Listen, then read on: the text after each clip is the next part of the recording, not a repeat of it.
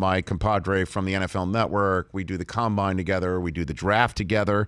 And he called the game on the international broadcast, Charles Davis. How are you, Charles? I'm doing well, Rich. Good to talk with you again. It's great seeing you at the Super Bowl. It was great seeing you there too. So you spoke English, right? Are you conversant in other languages that you were able to broadcast? No, I'm barely fluent in English, like John Thompson, Big John Thompson, the Nice. former coach at Georgetown, said. Yeah, I'm fluent in 2 languages, English and profanity. So that's about that's it. great. And we're showing a picture of you with Bob Papa calling the game. High above the action there in Houston. If somebody from planet Earth who didn't hear your broadcast or didn't see anything says, what happened? What would you describe in a couple of sentences what happened at Super Bowl 51, Charles Davis? Kind of the inverse of what we were observing for a while, Rich, because I think what happened was things were happening above the surface, but did we give it enough credence below the surface as it was happening? My point being, as Atlanta built their lead, okay, at one point, as we all remember in the first half, 8:55 to go in the first half, to the zeros at the clock and Lady Gaga coming out, Atlanta ran 0 offensive plays, yet won that time period 7-3 with the pick 6 by Alford. So a lot of things get covered by things like that. Then by the end of the game, when we look at the plays run by New England, 93-46, they wore them down during that time frame, but didn't feel that way because, of course, Atlanta was winning the ball game. And then you start the second half, and you know how important it is for New England to get off to a great start, yet somehow Atlanta scores first is 28-3. And you're thinking, okay, now what? Well, now what do we have? Well, we can all point to the sack on 3rd and 1 with a strip sack by Dante Hightower. We can all get to the sequence that started at 1st and 10 on the plus 22 with 4:22 left in the game and wonder what Kyle Shanahan, Dan Quinn, and crew were thinking. And it's reasonable, it's legit to do so. What I don't want to have missed in there for Atlanta is the aggressiveness that got them in trouble there in that position was also the aggressiveness that got them to that point. Yeah, I know that Freeman pass. The Freeman play was brilliant. Right, got him to midfield. Got him to midfield. Then the pass that really should have been at least knocked away. How it got through Eric Rowe and he never touched it is still beyond me. But the catch by Julio Jones is one for the Super Bowl ages. It is. Because he was totally obscured and still got both feet down. I got to be honest with you. I think it's as impressive, if not more so, than the Edelman one. The Edelman one was beyond clutch, and it was to be so self-aware in that moment as well, to be able to catch it is unbelievable. But Jones just going up and grabbing the ball at a high point in a window so tight to corral it and keep it and not. And that should have been the game winner. I thought right then and there that was it, Charles. I thought that was it. Should have been it, and hindsight's always 20/20. Never has there been a perfect call of the game. I have not watched Joe and Troy yet. I'm sure they did a fantastic job. They always do. When Bob and I were up there, when it was first 10 to 20 plus 22, I'm pretty sure you can find it where I was very much in favor of 3 runs and a field goal. That wins you the ball game right there. Nothing else. You don't need to do anything else. You don't need to be super aggressive here. It's the old Patrick Swayze Roadhouse. I want you to be nice. I want you to be nice until it's time not to be nice. Well, I want you to be aggressive until it's time not to be aggressive. And that's the question that you would ask, and I think is a legitimate question. You would say to Dan Quinn, did you get on the headset? You're the head coach. Did you say what you wanted there? Or did you say, we're going to ride this out because it's worked so well for us all year long, I'm riding all the way with Kyle? And either way, that's his call. He's the head coach. But in that situation, I don't need to show anyone any more stuff. I just want to go home with that trophy and beat Tom Brady. And if you leave the door open, we all know that Brady's the ultimate assassin, and he did it again. Charles Davis and the Honda Insider Report that's brought to you by the all-new 27 Honda CR-V.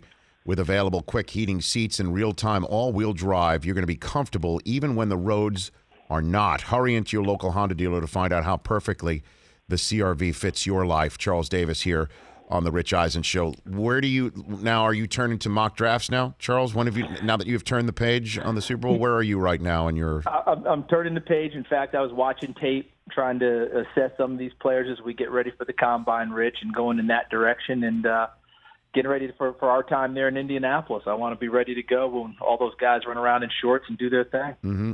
What do you have for us right now in the mock draft update, Chris Law? What do you got right now? Just some of your compadres over there at NFL.com. Deshaun Watson's kind of the name that everyone is looking at. Daniel Jeremiah has him at 10 to the Buffalo Bills, as does Lance Zierlein. Bucky Brooks has him 27 to the Kansas City Chiefs. And Chad Reuter has him number 1 overall to the Cleveland Browns. Where do you have him, Charles? I wouldn't take any quarterback anywhere in the top 15. Get out of here.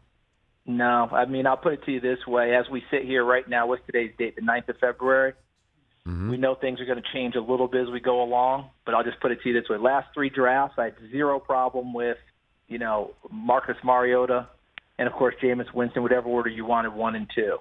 Last year, I think I was pretty solid on record as saying I had a lot of question marks about those guys, and I would not have taken Carson Wentz or Jared Goff ahead of those two. Although by the end of the whole process, I had Goff rated ahead of Wentz, but I just never changed up, to be frank with you. Wentz didn't surprise me with what he did because of his pro-style stuff.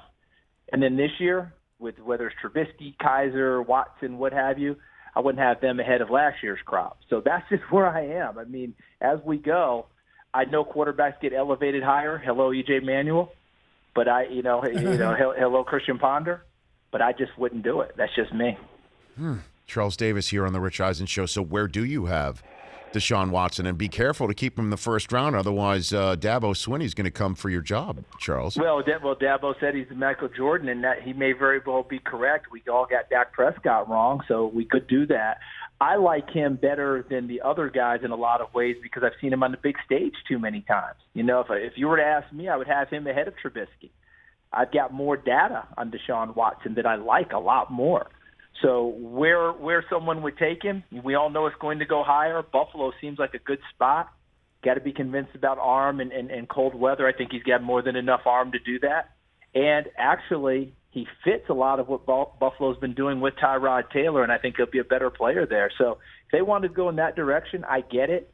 But I know Trubisky's going to get a lot of momentum as we get closer. There's just not enough tape on him. Sanchez didn't have a lot of tape, and he went 6.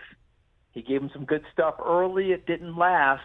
Do you want to roll down that road with Trubisky, and are you counting on him continuing to get better? What about a running back top 10, Charles? I would say I would consider a running back in the top 10 multiple times. You remember, Rich, I was strong for Todd Gurley. In fact, I wanted him to go, I think, 6 to Atlanta that one year or whatever it was, and people were getting up mad at me. That was one of the early ones last year to say Ezekiel Elliott, number 4 to Dallas. People lost their mind.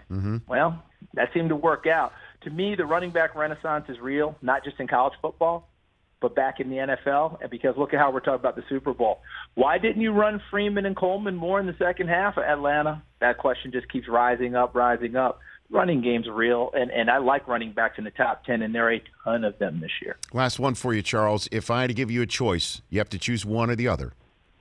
Tom Brady wins Super Bowl ring number 6, or Christian Hackenberg starts a game for any of the 32 teams in the National Football League. Which happens first? You have to choose one. Charles Davis. Brady gets 6. Oh, come on, Charles. Come on. Well, you're an idiot. Brady gets 6. So you don't think Hackenberg starts at least one game next year? Of any 32 teams, regular season games. He's on the list. Put him on the list. He's already there. Is he already on the list? Charles was already on the list, I believe. Listen, if Hackenberg starts games next year, it's because you've cycled through 2 or 3 already. Who do you think's a Jets quarterback next year, Charles? Jay Cutler. Don't say that to me. Yes. Well, I'll take that. Y-E-S. Don't care. Come on, Charles. Are you just messing with me? Are you messing with me? You know I got to mess with you, Rich. I can't help that. Got to mess with you. I just knew. I wish I could see it right now because I don't have the tube on. Yeah. But I just wanted to see you clutch that desk. For dear life, I'm white knuckling right now, Charles. Don't do that to me. All right, we'll chat soon. Thanks for calling, Charles. I look forward to it. Great to see you. Take care, guys. The Rich Eisen Show, weekdays at noon Eastern on Audience.